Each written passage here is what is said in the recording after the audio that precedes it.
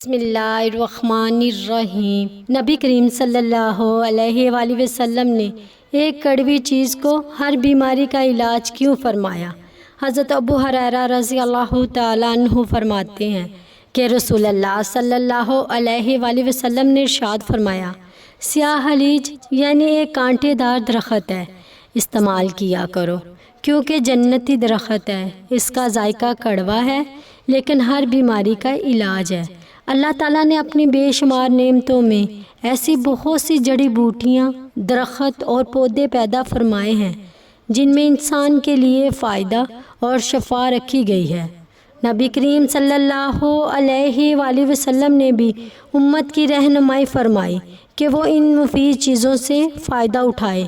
سیاہ حلیج کے بارے میں آپ صلی اللہ علیہ وآلہ وسلم نے اس کی اہمیت بیان فرمائی۔